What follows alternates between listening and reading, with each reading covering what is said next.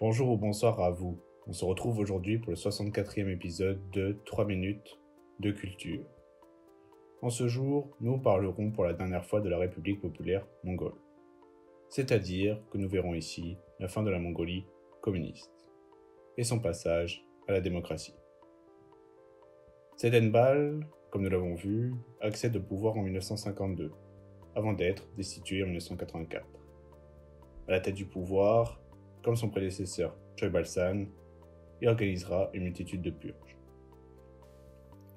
Durant son mandat également, l'urbanisation du pays se fait voir, grâce à un fort exode rural encouragé notamment par le gouvernement.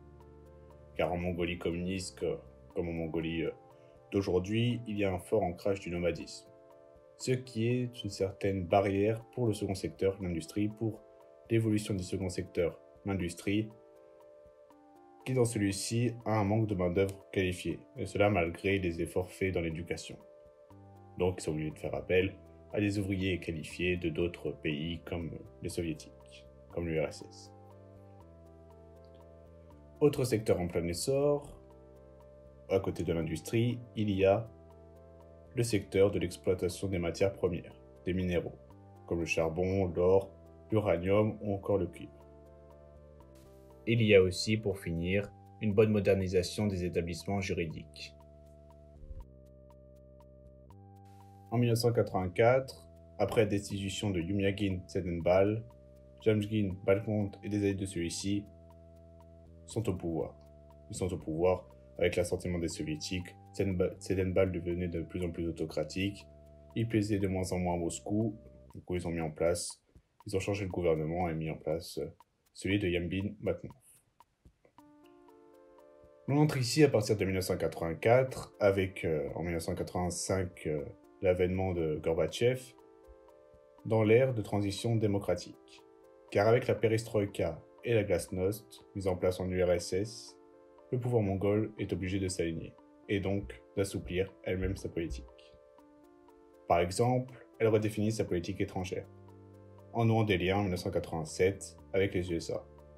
Mais bon, entre 1984 et 1989, cette transition est tout de même très timide. On reste tout de même dans la même croissance, dans la même lignée que depuis 1945. Mais bon, arrive ensuite l'année charnière 1989. Les bouleversements en Europe retentissent jusqu'en Mongolie. En conséquence de ces bouleversements, comme la chute du mur de Berlin, le démantèlement du rideau de fer, Moscou retire ses troupes de Mongolie. Il y a donc des partis, les libertés sont un peu plus, les actions sont un peu moins, disons, sujettes à répression. Donc des partis politiques, des partis d'opposition, notamment au sein de l'Union démocratique mongole, voient le jour. Il y a même des protestations publiques ayant pour but la démocratisation du système, ce qui était impensable avant, pendant l'ère de Tsedenbal ou encore Choibalsan. Les protestants manifestaient pour pouvoir avoir des réformes comme des élections libres. Toutes ces manifestations déboucheront en mars 1990, notamment à cause d'une grève de la faim, sur la démission du gouvernement en place et à la tenue d'élections législatives libres multipartites qui furent remportées par le Parti révolutionnaire du peuple mongol, le parti au pouvoir. Mais bon, ce n'est plus un parti conservateur qui est au pouvoir, mais bien un parti réformiste. C'est un nouveau parti, c'est pas le parti vraiment conservateur que l'on avait. Là, on rentre vraiment avec un parti qui est prêt à changer, prêt à se réformer lui-même pour que ça aille mieux. Et puis dans tous les cas, il faudra attendre 1996 pour que ce soit autre qu'un parti communiste qui remporte ces élections. En 1990-1991, grâce à cette tendance réformiste, les esprits changent. La Mongolie réhabilite le culte de Genghis Khan. Il y a aussi la réhabilitation de son écriture. Comme 1946, si vous vous souvenez bien, avait été remplacé par le cyrillique.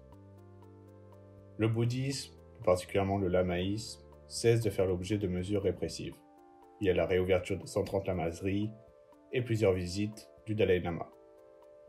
Les lumières sont même mises sur les atrocités commises durant toute l'épopée toute la précédente épopée communiste, comme les purges d'entre 1937 et 1939. Le 13 janvier 1992, la Mongolie adopte une nouvelle constitution, qui sera mise en place le 12 février 1992, abolissant la République populaire mongole. Elle devient Mongolie. Le pays se convertit à l'économie de marché, la démocratie parlementaire est instaurée et les libertés religieuses sont garanties.